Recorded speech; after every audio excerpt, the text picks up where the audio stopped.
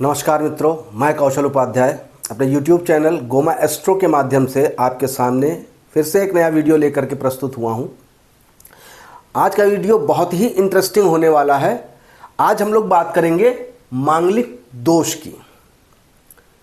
मांगलिक दोष एक ऐसा विषय है जिसकी जानकारी समाज में बहुत कम है और यह देखने में आया है कि युवा वर्ग के पास इसकी जानकारी बिल्कुल भी नहीं है। मेरे पास बहुत सारी कुंडलियां ऐसी आती हैं जिनमें जातकों का प्रश्न होता है कि गुरुजी हमारी शादी हुई लेकिन डाइवोर्स हो गया, दूसरी शादी करने का विचार कर रहे हैं, करें कि ना करें। कोई जातक आके कहता है कि गुरुजी शादी में बहुत देरी हो रही है। कुछ जातकों का प्रश्न यह रहता है कि घर में बहुत ग्रह कलेश हो रहा है, पत्नी बीमार रहती है। क्या ऐसा कारण है जिससे हमारे घर में ये दिक्कतें आ रही हैं? तो आज का जो विषय है वो मांगलिक दोष है और इसकी संपूर्ण जानकारी आपको इस वीडियो में मिलेगी। तो आइए शुरू करते हैं आज का वीडियो। लेकिन उससे पहले मैं अपने श्रोतागणों से कहूँगा कि व्हाइट बोर्ड पर लिखी हुई जानकारी को नोट कर लीजिए या स्क्रीनशॉट खींच लीजिए ताकि बाद में आप अपने नोट्स में इसको लगा सकें। तो चलिए हम लोग बात करते हैं मांगलिक दोष की। मांगलिक दोष जिस जातक की भी कुंडली में होता है उसको बहुत सारे चीज़ों से रूबरू होना पड़ता है, समस्याएं बहुत आती हैं। जैसे कि मैंने यहाँ कुछ पॉइंट्स लिख रखे हैं। पति पत्नी में सामंजस्य की कमी। अगर मांगलिक दोष है, शादी हो गई है तो पति पत्नी में सामंजस्य की कमी आती है। क्षीण आयु, कम आयु, एक से अधिक विवाह, यह बहुत सारी कुंडलियों में देखने को मिलता है। एक से अधिक विवाह, विवाह में देरी, गुस्सा, अहंकार, तो ये कुछ दुर्गुण हैं जो मांगलिक दोष में देखे जाते हैं। अच्छा, अब हम यह जानकारी लेते हैं कि कैसे पता करें कि कुंडली मंगली है या नहीं है। तो मैं आपको बता देता हूं, यहां पे ये जो चार्ट मैंने बनाया हुआ है इसमें आप देखिएगा, प्रथम भाव में मंगल हो, चतुर्थ भाव में मंगल हो, सप्तम भाव में मंगल हो, अष्टम भाव में मंगल हो, द्वादश भाव में मंगल हो या मंगल के समान कोई भी पापी ग्रह बैठा हो, जैसे शनि, राहु, सूर्य, तो जातक मंगली होता है। इस चीज को अच्छे से नोट करके आप लोग रख लीजिए। यह सूत्र अगर आप कहीं पर भी लगा देंगे, किसी भी लग्न की कुंडली में, किसी भी राशि की कुंडली में अगर आप यह सूत्र लगा देंगे तो आपको पता चल जाएगा कि जातक की कुंडली मंगली है या नहीं है। अगर यह जानकारी आपने नोट कर ली है तो मैं इसको साफ करके आगे बढ़ता हूं। तो हमें यह पता चल गया कि लग्न, चतुर्थ, सप्तम, अष्टम और द्वादश भाव में मंगल या मंगल के समान पापी ग्रह बैठा हो तो जातक की कुंडली मंगली हो जाती है। आप सभी लोग जानते होंगे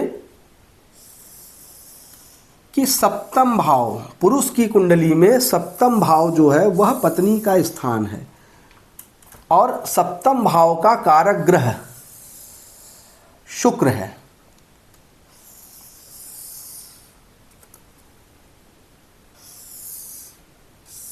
अगर सप्तमेश या शुक्र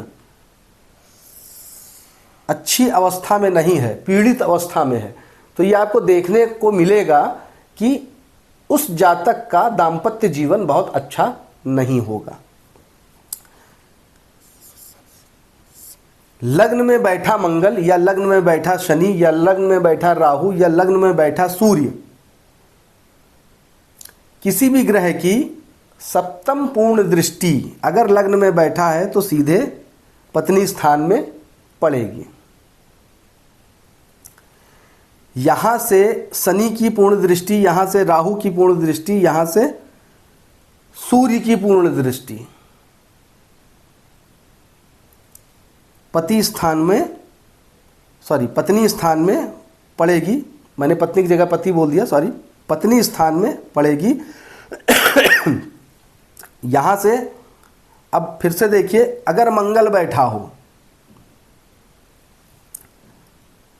तो मंगल अपने स्थान से चतुर्थ भाव को पूर्ण दृष्टि से देखता है। तो यहाँ पर हमने लिख दिया, या इसको हम लिखने की बजाय हम इसमें अंक डाल देते हैं चतुर्थ, यहाँ पर सप्तम और यहाँ पर अष्टम। मंगल की जो दृष्टि है वह चतुर्थ, सप्तम और अष्टम दृष्टि है, यह पूर्ण दृष्टि है। मंगल की पूर्ण दृष्टि चतुर्थ, सप्तम और अष्टम है। मंगल अपने स्थान से, मतलब अगर लग्न में बैठा है तो अपने स्थान से चतुर्थ भाव को, सप्तम भाव को और अष्टम भाव को पूर्ण दृष्टि से देखेगा और दाम्पत्य जीवन को खराब करेगा। पत्नी को बहुत ही कष्ट होगा। अब यहीं अगर मंगल चतुर्थ भाव में बैठ जाए तो चतुर्थ भाव से पत्नी स्थान को चौथी दृष्टि से देखेगा। यहां पर भी पत्नी को बहुत कष्ट होगा। मंगल स्वयं सप्तम भाव में अगर बैठ जाए, मंगल स्वयं सप्तम भाव में बैठ जाए तो यहां पर कई विवाहों के योग बनते हैं। जैसा कि मैंने आपको शुरुआत में लिखाया था, कई एक से अधिक विवाहों के योग बन जाते हैं। मंगल अगर अष्टम भाव में बैठ जाए, पुरुष की कुंडली में अष्टम भाव गुप्तांग का कहा गया है, सेक्स का कहा गया है। तो मंगल यहाँ बैठ करके आपके सेक्स को, मतलब पति पत्नी के बीच जो रिश्ता होता है उसको बिगाड़ देता है। जब पति पत्नी के बीच में रिश्ता बिगड़ जाएगा तो हो सकता है कि संबंध विच्छेद हो जाए। अब अगर हम बात करें द्वादश भाव के मंगल की, तो द्वादश भाव का मंगल सबसे खतरनाक कहा गया है। क्यों? क्योंकि यहाँ से मंगल 1, 2, 3, 4, 5, 6, 7 और 8, मंगल की अष्टम दृष्टि सीधे पत्नी स्थान पे पड़ रही है। हालांकि यहाँ से बैठ करके मंगल संपूर्ण भाव को खराब करेगा, परंतु यहाँ से मंगल की दृष्टि पत्नी स्थान पर पड़ रही है, तो पत्नी को अत्यधिक कष्ट होगा। तो हमें आपको सिर्फ इतना जानना है कि अगर प्रथम भाव में प्रथम, चतुर्थ, सप्तम, अष्टम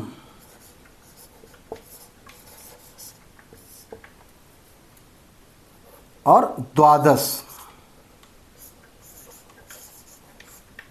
10 भाव में मंगल या मंगल के समान पापी ग्रह राहु, शनि, सूर्य अगर बैठा है या बैठे हैं तो जातक मंगली हो जाता है। ऐसे में